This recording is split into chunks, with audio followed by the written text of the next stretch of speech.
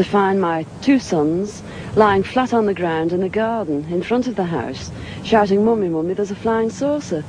Well, naturally, I just said, "Come on, don't be stupid. Come in the house." But felt sort of a strange sensation. Wended my way up the side of the house to where we had a pump where we used to get all our water from, and automatically looked up to see this, all I can describe, this huge Mexican hat.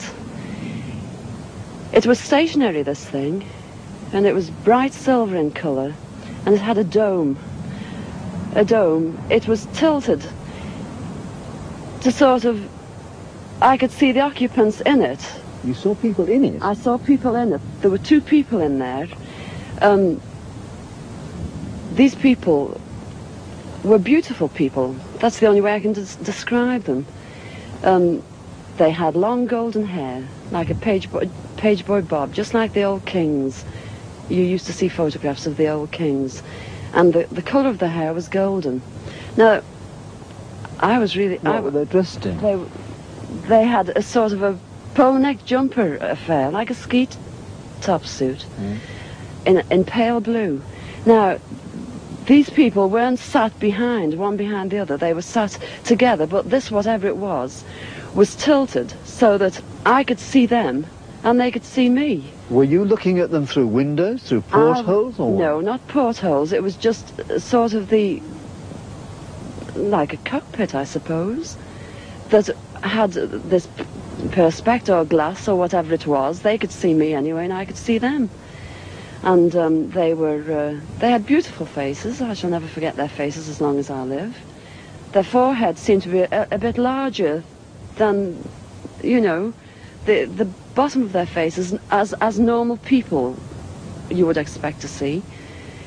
But maybe this was just whatever they had round their heads, which was like a transparent fishbowl. And they just looked, and I was absolutely paralytic with fear. I couldn't move, although my mind was ticking over. And they looked so sympathetic that I was just mesmerised for what seemed to be, ages, but it could have only been seconds. And I turned to sort of look down at the boys, was unaware that they were with me because I was so absorbed. And the next thing, I looked up and it was gone. How low had it been? It had been the height, I couldn't tell you.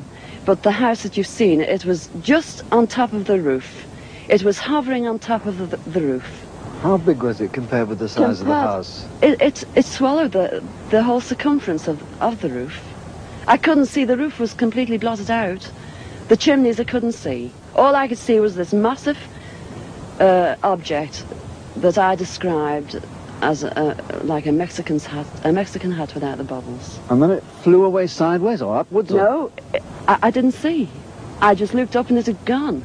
But I assume it went straight up, because for a short while after in the sky I looked around and I said to my two boys, "Where can you see anything? Can you see anything?" And they said, "There it is, Mum," and they pointed up, and I watched it. It was just like a little cotton meal in the sky, and it circled us 3 times. It went round 3 times, and then it just shut off, and that was it.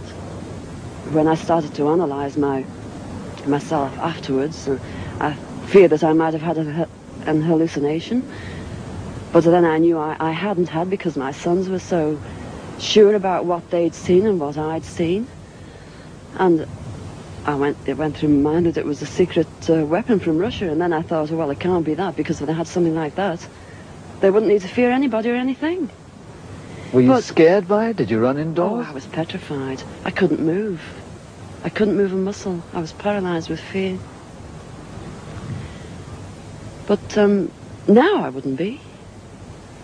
Because now, when I look back, you know, I think, what an amazing thing to have happened, and for me to have seen it.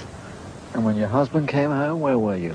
Well, when my husband came home from the office, I was locked in the house with my children, under a big kitchen table that we were using. Under the table? Under the table, yes.